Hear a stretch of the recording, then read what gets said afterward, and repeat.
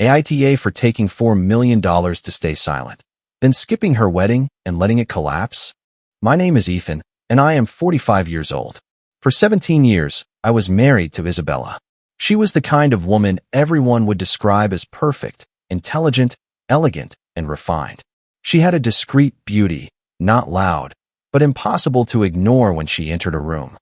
She worked in public relations for luxury brands in Manhattan. Always impeccable. Always the right words. I was proud of her. I was proud of us. As for me, I was a senior executive in a strategy consulting firm. I wasn't the boss, but I was close. Julian, my superior and senior partner, trusted me more than anyone else. 52 years old, divorced twice, the kind of man with Italian suits and Swiss watches. We made decisions together. We signed multi-million-dollar contracts together. We called ourselves friends and partners. He even dined at my apartment. Isabella would prepare that salmon appetizer he loved. I would open the bottles of wine he brought back from his travels. We laughed, we toasted, we talked about expansion, numbers, and projects. Our glasses clinked on my dining room table, right up until the night Isabella came home late. It wasn't rare. Her job involved evening events, client dinners, and presentations that finished late. But that night, something was different. She walked in slowly. She put her handbag on the gray velvet sofa and sat across from me without taking off her shoes. That was odd. Isabella always took off her shoes as soon as she walked through the door. She looked at me with an expression I didn't understand right away. It wasn't guilt, and it wasn't fear. It was something else. Something calculated and cold. I am pregnant, she said. Silence. I didn't answer. I waited because in her tone, there was nothing inviting congratulations. With twins, she added. More silence. Then she let it out. They aren't yours. Just like that. Without preparation, without tears, without drama, just dry facts. Direct, as if she were announcing figures in a business meeting. I asked what any man would have asked. Whose are they? She looked away for a fraction of a second, and that was enough. Julian's. Julian. My boss, my partner, the man who ate at my table, who toasted with my wine, who patted me on the back calling me brother. I didn't scream. I didn't break anything. I didn't stand up in a rage. I stayed seated because my brain works like that. It has always worked like that, even in the worst moment of my life. I needed to understand before reacting. How long? I asked. 8 months. 8 months. Almost a year of lies. Dozens of meetings, smiles, and laughs, all fake. Does he know? Yes. And now what happens? Isabella took a deep breath and said something that sounded clearly rehearsed. We are going to handle this in a civilized way. Without scandal. Without destroying careers. My family knows. They are going to help you so that everything is settled in the best way possible. The best way possible? I repeated those words in my head.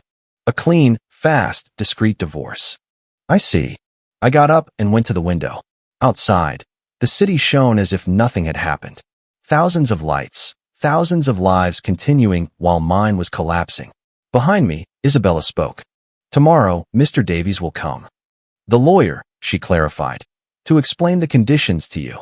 Mr. Davies was her family's lawyer. 42 years old, cold as marble. He specialized in the embarrassing problems of rich people. The conditions? I asked without turning around. We want it to be fair for you, Ethan. Fair. That word sounded almost obscene in her mouth. The next day, Mr. Davies arrived right on time. Dark gray suit, leather briefcase, perfect politeness. He sat across from me as if we were negotiating a simple contract.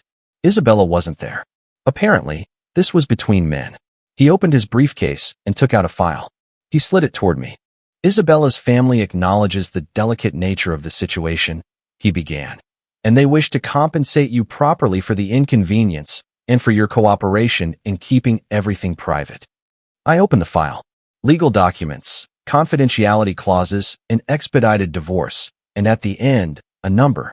$4 million. $4 million, I repeated out loud. Correct. Immediate transfer as soon as you sign. No alimony, no division of assets. Everything is clean. That is it exactly. And if I refuse? Mr. Davies barely smiled, a professional smile. Then everything becomes public. Your name, Julian's, the company, the media. You know how it works. No one wins in a scandal like that. He tilted his head slightly. No one wins, but you lose more. Your career, your reputation. Then he added coldly, Julian is the owner. You are the employee. Who do you think people will believe? Who will survive this story? He was right, and he knew it. I looked at the papers. $4 million for my dignity, for my marriage, for 17 years transformed into a simple bank transfer. When do you need my answer? I asked. Now, if possible. I took the pen. I held it over the paper, and I did something Mr. Davies did not expect. I smiled. Then I signed every page, every clause, every waiver of my own history. He watched me with that neutral face that expensive lawyers know perfectly how to keep. When I finished, he closed the file with a sharp motion. The transfer will be effective in 24 hours. Isabella will move out this week. The divorce will be finalized in 30 days. He paused. I advise you not to try to contact her. It will be better for both of you. I didn't answer. I just walked him to the door. When he left, I remained alone in this house that suddenly seemed too big, too silent, too full of memories that no longer meant anything. 24 hours later, my phone vibrated. Bank notification. $4 million. They were there. Real. The exact price of my humiliation transformed into digits. Isabella moved out 3 days later. She came with 2 movers. She took only her things. Clothes, documents, a few pieces of furniture she had chosen. No discussion, no goodbye. Just a quick glance when she passed in the hallway. A glance that didn't ask for forgiveness, that offered no explanation, just the closing of a chapter. The door closed, and officially, I became the man who had sold his dignity for money. At least, that is what everyone believed. At the company, the news leaked very quickly. These things always leak. No one asked me the question directly, but the look said a lot. Pity, embarrassment. Some even avoided crossing paths with me in the hallways. Julian, of course, did not show himself. He sent a corporate email announcing my resignation for personal reasons, thanking me for my years of service and wishing me success in my future projects. Empty words surely written by his assistant. I left on a Friday afternoon. I put my things in a box. Diplomas, a few photos of successful projects, a plant I never watered enough. I walked out the main door without looking back. Some colleagues greeted me awkwardly, others looked away. That is what a public defeat looks like. Silent, polite, without scandal. Weeks passed. Isabella posted a photo of her pregnancy on social media. She was glowing in profile, hands resting on her rounded belly. The light came from a window I didn't recognize. It wasn't our house. It was another one, bigger, more beautiful. The comments were predictable.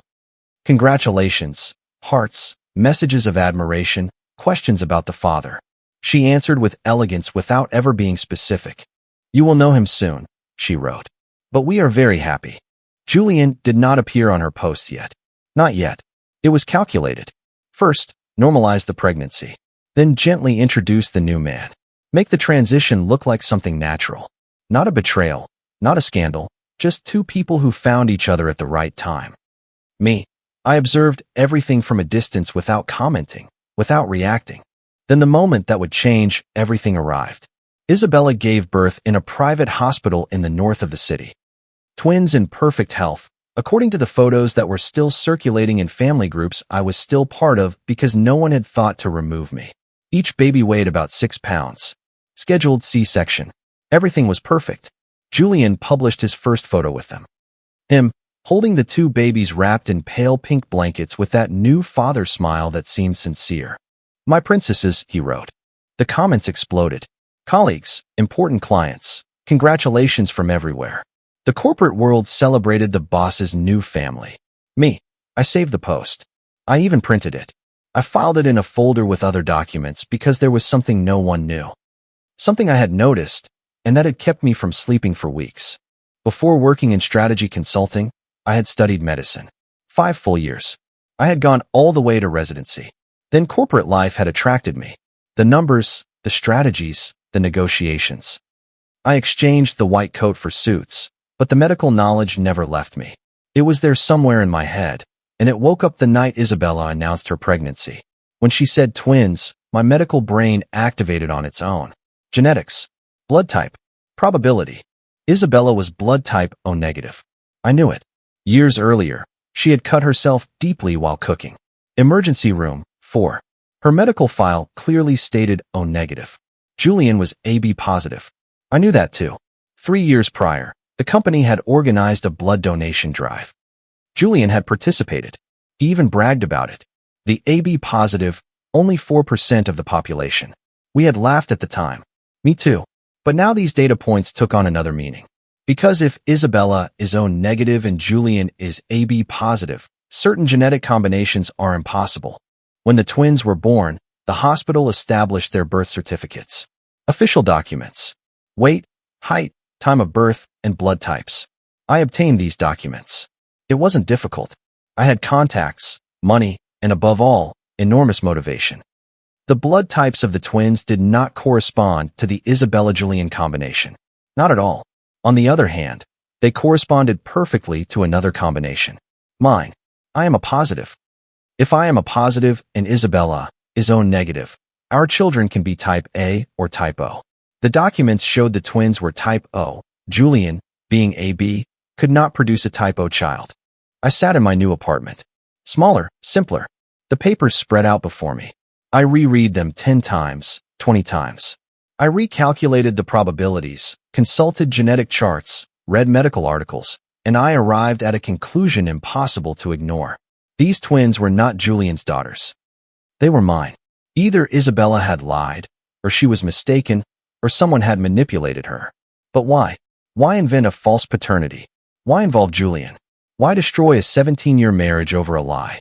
The questions piled up, but I couldn't just barge in accusing everyone. Not after signing. Not after accepting the $4 million. Not after becoming the silent loser. I needed proof. Irrefutable proof. I needed a DNA test. And to get it, I had to do something no one expected. I had to get close, gain their trust, play the role of the broken man who had accepted his place. I had to become invisible. 2 weeks after the birth, Isabella posted that the girls were home, that everything was fine, that motherhood was exhausting but magnificent. Julian commented with a heart. I sent her a private message. Simple, short, calculated. Congratulations on the girls. I am happy they are in good health.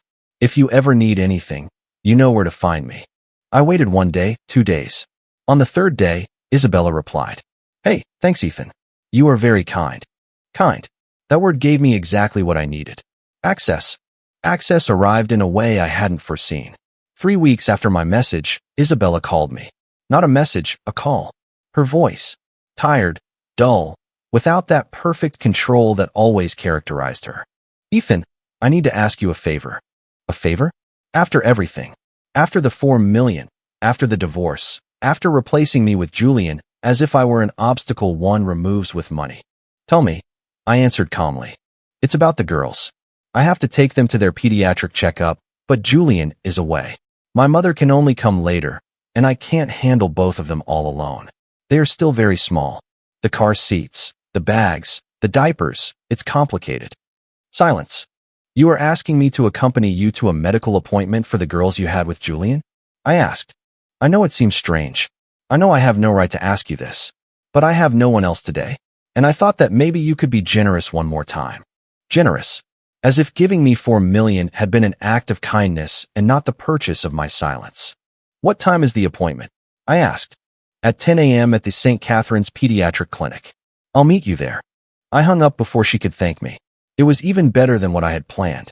Not only was I going to see the girls up close, but I would be in a medical environment with files, professionals, and exploitable traces. I arrived on time. Isabella was struggling with a pearl gray double stroller in the parking lot. She was wearing a tracksuit, a loose cream-colored top, no makeup, hair tied back in a rush. This wasn't the Isabella of the perfect photos on social media. This was the real one. Exhausted. Human. Thanks for coming, she said without looking at me. No problem. I took the stroller. She carried a huge bag filled with bottles, diapers, and blankets. We walked into the hospital like any couple with babies. No one looked at us twice, just 2 tired parents on a Tuesday morning. The twins were sleeping, small, fragile, with those tiny newborn hats. One had a small beauty mark on her left cheek. The other didn't. Identical except for that detail. 3rd floor, pediatrics. Colorful waiting room, plastic toys, pastel walls. We sat down. What is the name of the one with the beauty mark? I asked. Lena, answered Isabella. And the other is Eva. Lena and Eva. Names I had never heard. Names chosen with Julian. For girls supposed not to be mine. They are beautiful, I said. Isabella nodded without smiling. Yes. Julian is coming back soon? Tomorrow. He is signing a contract in Houston. Important. Of course. Julian was always signing something important, always absent when one really needed him. They called our turn. The pediatrician was about 50 years old. Round glasses, impeccable white coat. She examined Lena first. Weight, height, reflexes, everything was fine. Then Eva, same thing. Any particular symptoms? She asked. No. Everything is fine, answered Isabella. Perfect. I just need to update the file. She looked up. Are both parents present? Isabella hesitated a second. No, he is not the father, she said, pointing to me without looking at me. He is a friend who helped me today. Okay. The father will come to the next checkup. Yes, of course. The doctor noted something on her computer, then printed some sheets. Here are the instructions for next month. Vaccines, schedule, warning signs. Call me at the slightest doubt. We left the office. In the hallway, Isabella stopped in front of the restrooms. Can you watch them for a minute? I need to go. Of course. She left the stroller in front of me and went in. The door closed. I found myself alone with Lena and Eva. 2 minutes. That was all I needed. I took out my phone. I took photos of the medical documents. Full name, date of birth, blood type confirmed. Then I did what I had been preparing for days. I had a DNA collection kit bought online on me. Discreet, 2 sterile swabs, sealed. I crouched near the stroller. Lena had her mouth slightly open. I took out the first swab. I passed it gently inside her cheek. Less than 3 seconds. Tube closed. Eva moved, but didn't wake up. Same motion, same speed. Swab. Cheek. Tube closed. I put everything away in the inside pocket of my jacket. At the same moment, Isabella came out. Is everything okay? She asked. Perfect. They didn't even move. We went back down to the parking lot. I helped her install the girls in her car. A big, latest model SUV, silver gray, probably paid for by Julian too. Thanks, Ethan, really. I know it was awkward. Don't worry. You are a better person than I deserve. I didn't answer. I closed the door. She left. I remained there in the middle of the parking lot with 2 DNA samples in my pocket and a certainty growing in my chest. These girls were mine. And now, I was going to have the proof. I went directly to a private laboratory I had scouted in advance. Not a neighborhood lab, but a clinic specialized in forensic genetic analysis. Discreet, expensive. I filled out forms. I handed over the swabs. They took a sample of my saliva. How long? I asked. 7 business days. We can send you the results by secure email or hand them to you in person. In person? Very well. You will receive a notification. I paid $200 in cash. A ridiculous sum compared to the $4 million.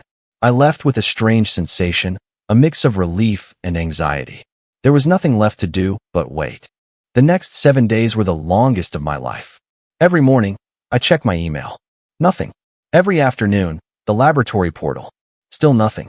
During this time, Isabella and Julian's life continued on social media. Photos, videos, messages about the joy of being a parent. Everything perfectly staged. Isabella's mother, Eleanor, appeared often too. 65 years old, always elegant. Jewelry, perfume, controlled smile. Proudest grandmother in the world, she wrote. Isabella's father, Paul, was more discreet. 68 years old, businessman, owner of a chain of car dealerships. I knew they had organized everything. The express divorce, the $4 million, the official story. Everything smelled of family strategy and image protection, with Eleanor pulling the strings backstage. And I had signed like the idiot they thought I was. On the 8th day, my phone vibrated. Your results are ready. I left immediately. I parked the car badly. I took the stairs instead of the elevator. The receptionist handed me a large sealed envelope. Do you wish to consult them here or take them with you? Here. She showed me a small private room. I closed the door. I opened the envelope. 2 sheets. One for Lena, one for Eva. Probability of paternity 99.9%. Conclusion, paternity not excluded. I read them 3 times. 4 or 5. My hands were shaking. These girls were mine. Lena and Eva were my daughters, and Isabella had lied to me. I walked out of the laboratory with the results in the inside pocket of my jacket, held tight against my chest as if they could disappear. Outside, the world continued normally. People walked, cars passed, the sun shone as if my life hadn't just broken into two opposite directions. I had two options. Explode now, call Isabella, confront her, demand my daughters immediately, or do what I knew how to do best. Think, plan, execute with precision. I chose the second option because something didn't add up. If Isabella knew the twins were mine, why invent that they were Julian's? Unless she didn't know. Unless someone had convinced her of a false thing. I sat in my car, engine off. I took out my phone. I looked for a name I hadn't called in months. David, my best friend since university, an internist. He worked at St. Catherine's Hospital, the same hospital where the twins were born. I called David. He answered on the third ring. Ethan, brother, I thought you had written me out of your life. I need to see you today. It is urgent. Are you okay? No, but it will be better if you help me. A short silence. Where are you? Near the hospital. The cafe across the street. In 20 minutes. I arrived first. I ordered a coffee I didn't touch. David arrived in a white coat, stethoscope still around his neck. 48 years old. Hair graying too soon. The tired look of someone who works back-to-back night shifts. He sat across from me without saying hello. You look terrible. You too. I answered with a brief smile. Then he became serious. Tell me. I told him everything. The divorce, the 4 million, Isabella's confession, Julian, the birth of the twins, the blood types, the DNA test. He listened without interrupting me. When I finished, he leaned back in his chair and whistled softly. So they paid you 4 million to divorce a woman pregnant with your own daughters. Exactly. And she thinks they are Julian's. Yes. Do you think Julian thinks so too? That was the real question. I don't know, but I need to know. I need to understand who set this all up and why. David tapped the table, thinking. The twins were born in my hospital. I can check the files, see what analyses were requested, by whom, and what was done. Without arousing suspicion? Yes, but promise me one thing. What? That you won't do anything crazy before we have all the info. No calls, no confrontation. He was right. I promise you. Give me 2 days. 2 days later, David called me back. We have to meet in person. His tone was grave. We met in a small park near his place. He arrived with a thin file folder. I checked everything. The birth certificates. The delivery file. He paused. And I found something very interesting. He opened the folder. When Isabella entered the hospital for the C-section, she was accompanied by her mother. Eleanor. Yes, that isn't strange. What is strange is that Eleanor asked to speak alone with the obstetrician before the operation. I froze. After that conversation, the doctor ordered a prenatal paternity test. A prenatal test? Yes. DNA extracted from amniotic fluid or maternal blood. It is expensive and totally unnecessary, unless someone doubts the paternity. And the results? David looked me straight in the eyes. They do not appear in the hospital file. How is that possible? Only one explanation. The results were sent to an external private laboratory, outside the system, and someone paid for that. And strictly speaking, everything became clear. Eleanor had done the test. She had seen that I was the father, and she had lied. She told Isabella that the father was Julian. Yes. And Isabella believed her mother. Why wouldn't she have believed her? Eleanor had then orchestrated everything. The divorce, the 4 million, the wedding with Julian. But why? I asked. David closed the folder. Julian is rich, powerful, a better catch than you in Eleanor's eyes. She used her own little granddaughters as bargaining chips. I felt something break inside me, then freeze over. I need additional proof. It's going to be difficult. Eleanor is smart. She left no official trace. Then I am going to force her to betray herself. David looked at me, worried. What do you intend to do? Continue to play the loser. Let them organize their wedding. Let them feel safe. Then when the moment comes, reveal everything. When I smiled, talking about the wedding day, David shook his head. It is brutal. They were brutal first. I will be just. The following weeks, I continued my role to perfection. Isabella wrote to me sometimes for small favors. I always said yes, always calm, always kind. Julian never contacted me. Eleanor posted photos with the twins nonstop. The perfect grandmother. I saved everything. Then the announcement dropped. Date set. Private garden. 300 guests. The perfect scene. I hired a private detective. I gave him a simple mission. Everything on Eleanor. He delivered everything to me in 2 weeks. Photos, payments, calls. Eleanor had dined alone with Julian 2 weeks before Isabella announced her pregnancy to me. She had paid $150,000 to a private laboratory. She had spoken for 43 minutes on the phone with her daughter just before the confession. Everything was there. The wedding day arrived. Perfect weather. Blue sky. Everything seemed ideal. I sat in the back. The music started. Isabella arrived. Magnificent. Julian was smiling. Eleanor was crying in the front row. When the officiant asked if there was an objection, David stepped forward. He handed the envelope to Julian. Julian read. His face drained of all color. They are not my daughters. No, said David. They are Ethan's. I stood up. I walked forward. I didn't destroy anything, Isabella. The truth was just buried. Eleanor cracked. She confessed everything. Julian left. The wedding collapsed. The silence became chaos. Guests fled. Social networks exploded. Later, Isabella looked at me, broken. They are really yours. Yes. So, I destroyed you for nothing. No. You were manipulated. The following weeks were a whirlwind. Lawsuits, Eleanor and Paul's divorce. Restraining orders keeping Eleanor away from the twins. As for me, I focused on the essential. My daughters. The first time I held them in my arms as a father, I knew everything was worth it. Today, Isabella and I are co-parents. Not a couple, but a team. The twins are growing up surrounded by truth. The $4 million are still there, but they no longer have weight. What matters is this: being there, being present, being their father. And if one day they ask me what I would have done in the other's place, I will tell them the truth. That I chose the truth, even when it hurt, because sometimes justice is not fast. But when it arrives entirely. Amen. Comment. Watching Ethan handle such a difficult situation with patience and dignity really made me think about the power of self-control. It reminds us that our worth is never defined by a bank account or by what others say about us. Sometimes, the strongest thing we can do when life feels like it is falling apart is to pause instead of reacting in anger. The truth has a way of surfacing eventually, and living with integrity is always the safer path. Money can buy silence or comfort, but it can never purchase genuine happiness or a family's love. I also loved how the focus shifted from revenge to responsibility, reminding us that being a parent is about showing up again and again. Healing does not mean forgetting what happened, but it does mean choosing to move forward for the sake of those who need us. Even when people hurt us, protecting our character and kindness is a victory in itself.